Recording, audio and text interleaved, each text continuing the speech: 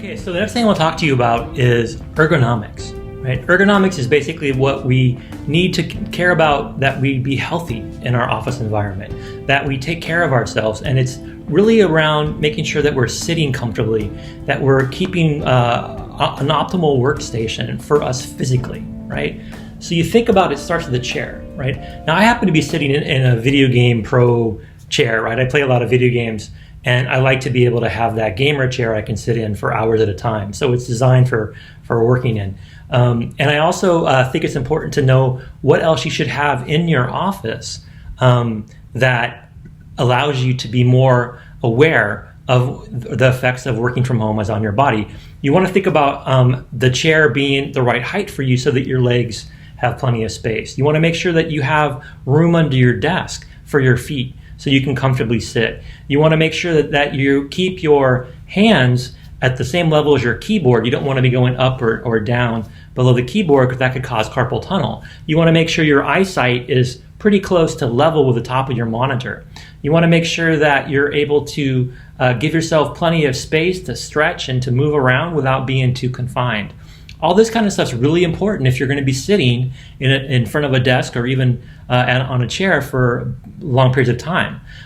For those of you that don't have a home office yet and are doing a lot of your home-based work from your bed or from your couch or from a lazy boy, you're going to find you're going to start having back problems. You're going to start being uncomfortable. You may start having shoulder pain or back pain or pain in your wrists because you're not taking care of your ergonomics. Right, so that's something I encourage you to do. Think about that. Think about how you're setting up your workstation so you optimize your physical health. Because if you're not healthy, you can't be productive. And no one wants to be working hard when they have a back ache or they have sore shoulders or their wrists hurt. Right, and if you take painkillers, it's only going to make you drowsy. So pay attention to your ergonomics.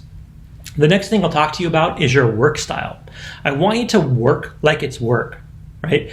Think about what you would do when you go into an office, when you go to work outside of your home.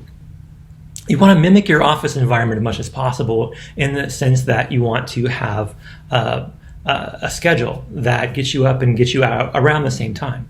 You don't want to get into the habits of working from home and treating it like home, where you come in when you feel like it and you finish when you feel like it and you take long lunches. That's not going to be productive for you. You really want to figure out how to work from home like it is work. You also want to make sure you take breaks. Every couple of hours, take a break, get out there. If you can, walk outside, get some sunshine. But don't stick yourself in that chair all day. Not only will you have ergonomic problems, but you'll start, becoming less successful. You want to drink a lot of water. You want to snack smartly. You want to make sure that you're doing these things to keep your brain working at top form like you would if you were in the office. If you have a TV, like I have a TV here in my home office, don't use it for TV. Use it for things like I do. I use it as a second monitor. I use it to watch videos about work stuff. I use it to watch for other speakers' videos or things I'm trying to teach myself, to learn new skills. I'll watch YouTube on it sometimes, but I don't come in and just sit down and watch Netflix on it. Right? I don't sit all day watching things in the background when I'm working. I try really hard to block off my work time to not be like my home time. Also, I actually have my home office in a spare bedroom. There's a bed in my home office, and if there's one in yours, don't ever nap in it.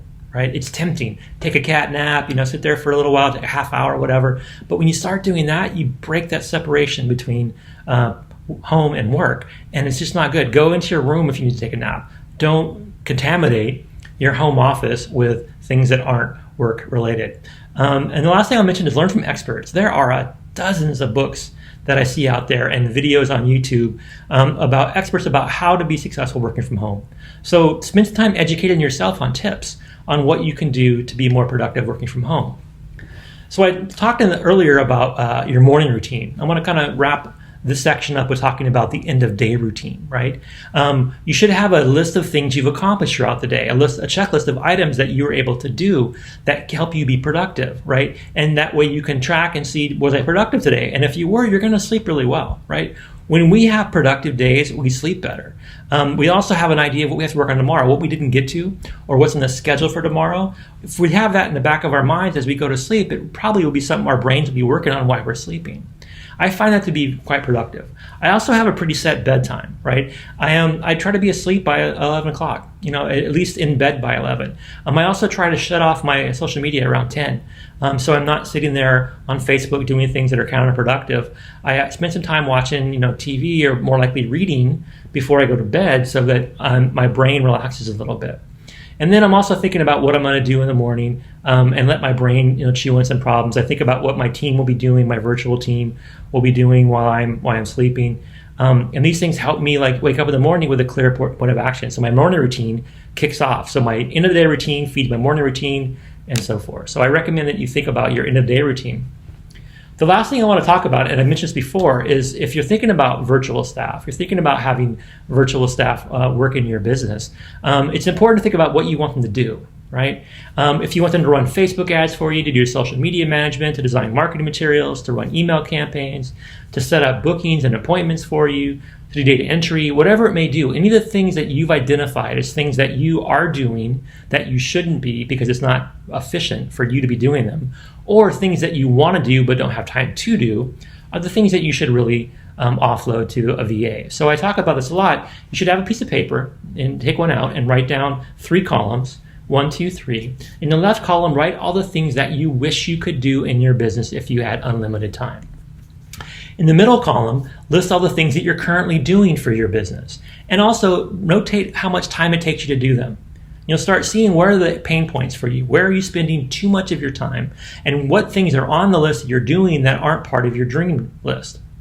So the column on the far right, of course, is where you end up putting what your VA will do, right? So things that are either really time consuming or things that you can't do because you don't have the time, you give your VA to do. Or you move some of the things you're currently doing to the VA to free up time to tackle some of the things that are in your wish list.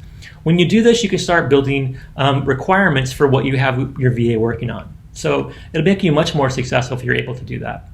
The last thing I'll mention to you about virtual staffing is that you want to go at an approach where you're trying to teach a VA to do certain things for you. So as when you set up your home office and you get used to working in the digital space, you're going to find there's certain things that you want to have somebody else do. You want to outsource or have virtual staff do. You want to take them bit by bit. You don't want to overwhelm somebody. You want to onboard them and bring them into your workflow, right? So you want to think about what they can master first. Focus on the horizontal before you go vertical. Don't overwhelm them, right? Give them a way to communicate with you on a regular basis. Keep that communication lines open and establish, good expectations as far as reporting. Let them give you end of the day or definitely end of the week reporting to let you know what they've achieved. If you do this kind of stuff and you build it into your routine, then it'll allow you to, like I said before, go to bed at night knowing things will get done and waking up in the morning having the sense and satisfaction that things got done while you were sleeping. It's definitely the way to grow your business, is having people working on your business and in your business while you're not. And if you can do that, you're going to be much more successful. You're going to be able to really scale your business through systems. So that's my presentation for today. I hope that you find some of the tips I talked about interesting. And if you have more questions, feel free to reach out to me. You can find me via my website, SonicVA, SONICVA.com, VA for virtual assistants. Or you can text the word data, D-A-T-A, to 26786. You'll get a free gift, as well as you'll find out more about how to go ahead and sign up for a virtual staff member if you're interested in doing that. So again, thank you for your time. Now go out and be successful working from home.